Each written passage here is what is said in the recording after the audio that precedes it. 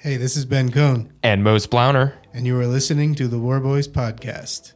We did just do an episode that centered on an important figure in Russian politics, but we would be remiss if we didn't at least, mention and put a little respect on Alexei Navalny's name.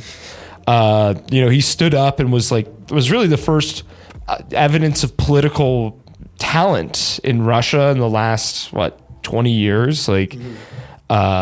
And he sort of fell prey to the same thing that anyone else has, that when you have an authoritarian leader, they tend to wipe out any political talent that may be rising through the ranks and could theoretically depose him. What exactly were the circumstances of his death? Like, where did he...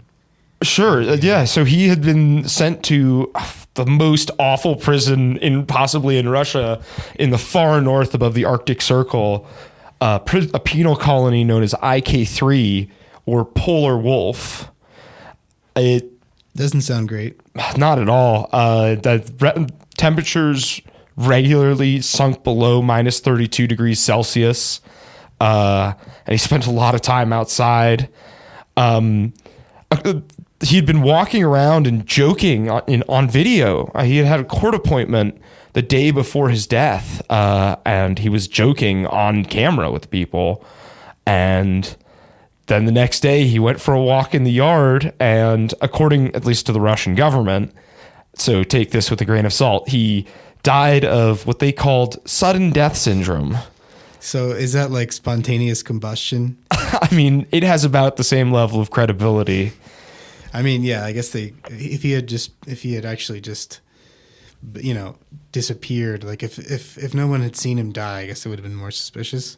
Yeah. Or, and if he had had a real cardiac event, which is usually what sudden death syndrome implies, they would have probably just said that. It seems like an odd way to describe it. This isn't the first time that they've tried to kill him, I should say. But like, why kill someone? My question, as usual, is why kill someone if they really did? If Putin's regime killed him, why at that particular time? And what made him, like, he's already in the gulag in Siberia. How can he possibly be a threat to you, at that point? Well, I think to some extent he was still sort of in the collective conscience. He'd been, he was still producing videos. People remember his name. There was that very famous movie that had come out about him. And I don't believe that he was in prison for life. So it would be, eventually he was going to get out. Mm-hmm. But sending someone, somewhere like that is essentially basically sending them to their death anyway. Sure. So I don't know. I guess I just question the timing because, things happen, at a particular time. Everything's thought out, it's never just a coincidence. Well, he does seem to be flexing his sort of domestic muscle a little bit more. You look at the recent arrest of the American citizen Ksenia Karolina in Yekaterinburg. She donated, I think, roughly $50 to a Ukrainian foundation supporting the war effort, and they arrested her for treason. So there does seem to be a certain level of crushing any sort of dissidence, and Navalny was certainly the symbol of that, the rallying cry for that. I wonder how they found out, because I have heard from people that work in the NGO space of people helping Ukraine that they do get anonymous Russian donations sometimes, or they get donations from people that basically say I can't have my name out there, basically, I don't support the war. And this sort of gets into the whole debate of good Russians versus bad Russians, that people have, and they say, oh, not all Russians support the war, blah blah blah, but that sort of leads me into how this guy was sort of a controversial figure, actually. All the articles you've been seeing over the last couple of weeks, or 2 weeks roughly, have been just fawning praise, right? All about how he's a hero. He was standing up for democracy, and some of that is true, but a lot of his actual political stance, as a candidate in Russia is sort of masked, I feel like a little bit, and he was trying to run against Putin on the right almost. Yeah, I think it was just that he was another name, right? And he sort of showed up, pitched all these ideas, and it was just a new name compared to sort of the sclerotic visual and administration of Vladimir Putin. Yeah, but some of these rallies were that he had, with his political party had like all types of unsavory elements, fascist, whatever, racists, Nazis, people that basically, and he didn't exactly condemn a lot of, Russia's imperialist ambitions. That wasn't something that he dabbled in, Do you think that was like an actual belief of his, or a political tactic? Because now his wife and daughter, Yulia and Dasha, seem to be very much on the side of freedom, right? And have sort of pitched themselves as at the same time, you never hear them actually mention anything about the war, about or Ukraine.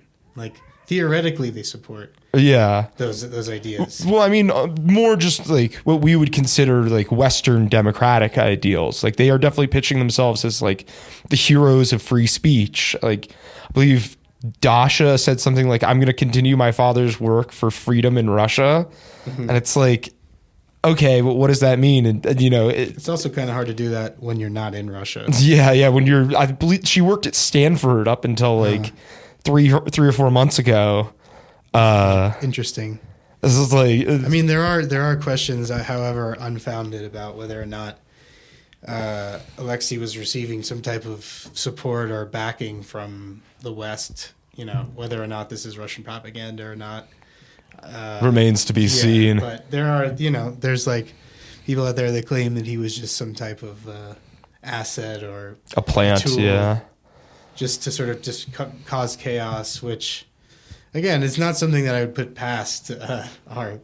Well, I mean, it's sort of apparatus. It sort of goes back to the, authoritarian tactic of just wiping out anyone who seems to show any political talent or aspiration, right? That first he killed Prigozhin, who seemed to be like pretty popular, and then Navalny, who's both popular within Russia, I believe, and extremely popular in the West. Like he seemed to be sort of this like the new Russia, right? Like, and represented, even though it was like a pretty conservative is perhaps putting it delicately, but pretty right-wing image, it was still like comparatively open to the West and open to dealing with the West. Well, I mean, he also just had he did a great job of managing his own self-image. Oh yeah. And he had he has a really popular YouTube, channel and like really popular on social media. And, he also just checks a lot of boxes, I think, for people in the West, and it's oftentimes easier to support these people. It's almost like in Ukraine with like the Azov Brigade, right? It's like, these are guys who were performing heroic actions in that given circumstance, but it just was disingenuous for the Western media to pretend like they didn't have any links to like Nazism or far right ideology. Because it doesn't mean that the entire Ukrainian military had that. You know what I mean? Certainly, yeah. I think also, he didn't have the stink of the KGB on him. Mm-hmm. Like, I think one of the big strikes against Putin is that, he grew up through the KGB and he came up through them. And he really is so connected to that Soviet establishment, whereas Navalny, even though he's 47, I believe, at the time of his death, he doesn't quite have that same reputation or that same connection to the past that Putin has. That, we can find pictures of Putin in the KGB, but like Navalny would have been probably in his mid-20s during the fall of the Soviet Union, roughly speaking, maybe 20. He would have been 18 or something. Yeah. Even younger. He was 91. Right. So he would have. So he was 15. Yeah, quite young. So yeah, he sort of grew up in the wake of that, right? And he sort of grew up during like Glasnost and Perestroika, these real thawings of the Russian government and the Soviet state. So like that in itself, I think, is very dangerous for Putin to have someone who represents that new Russia when you're trying to hold on to this old idea, right? And like one of his big things is that he's trying to reestablish the Soviet state and take on all these satellite nations. So you definitely don't want someone. Not going great. Yeah. He's hit a couple of roadblocks. I mean, weren't the Mongol horde was thinking of like when that starts happening? When the Mongolian government is trolling you on Twitter, I think you're struggling. No, I think Uzbekistan and Kazakhstan and Mongolia should form a great contest. They might have. I mean, Russia's making. He loves to Putin loves to talk about historical claims, right? Yeah. Some guy from 500 or 600 AD. Like, well, all right, you want to talk historical claims? Most of modern Russia was in the Mongolian, was part of the honestly, Mongolian Empire. Norway could make the original historic claim at that point. They just have the Rus come back. What do you think this is going to mean going forward? Like, I don't know, just. Yeah, I don't know. I guess maybe it's just the circumstance, but I've just been astounded by how much coverage this is getting. Yeah, I think Times has done maybe 20. I mean, I get so many emails from it, but they've done like 20 pieces, all different takes on it. Yeah, no, everyone's written at least 2 pieces on him. As you said, between 2 and 20 is kind of a big range, but. Well, it is. There is a chance that it's tied into sort of this push to sort of get the last remaining holdouts in Congress to pass this aid bill. Yeah, and I mean, also he's such a public figure. I think that documentary about him won an Oscar. Yeah, something or sometimes some pretty serious accolades, and that's going to keep it in the Western consciousness, like. Okay, we're not the most, globally connected people in the world, but we do love media. We love movies. And if you make a good, arresting movie like that, people are going to remember that name. What do you think is going to happen with his wife and daughter? I mean, I think they'll probably just sort of fade into the chorus of Russian critics, if I'm being honest. Well, I mean, that was the whole thing. Is like he'd been in exile for a long time. Yeah, well, sort of self-imposed exile, right? Like they chose to stay in the West. He knew that when he went back to Russia, he'd be arrested. Yeah, I still don't really get the reasoning behind returning. Again, a weird thing with opponents of Putin, they speak out really loudly, and then they sort of walk right into the spider's web and are like, "Great, thanks, thanks for weaving it. I'm so glad." But yeah, I do sort of have concerns that he's going to just fade into memory, as along with all the other critics of Putin. There was that. Yeah. But what won't fade is all the YouTube videos. I mean, that was one of the biggest things was he made all these series of investigative pieces on YouTube that are basically naming names essentially in the Kremlin and talking about corruption and just how things were being done. I think that was probably what pissed him off. Do you think that those videos are particularly popular in Russia? I think they're popular with maybe secretly in Russia and to a small extent, but probably really popular with expats. Yeah. That raises an interesting question, right? Of how tight is Russian media control over the internet? We hear about the Chinese, the Great Chinese Firewall all the time, but. Mm-hmm. Does Russia have a comparison? We hear about the troll farms all the time, but that's sort of a more external facing weapon compared to the defensiveness of media control over the internet.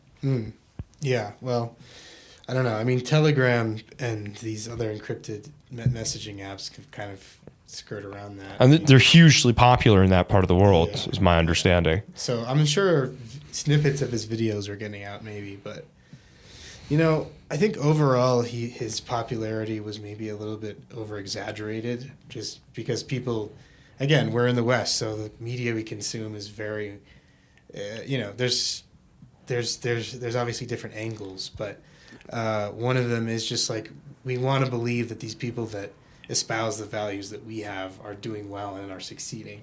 And that's all they espouse. They don't have any like other, other perhaps questionable what we would consider questionable views.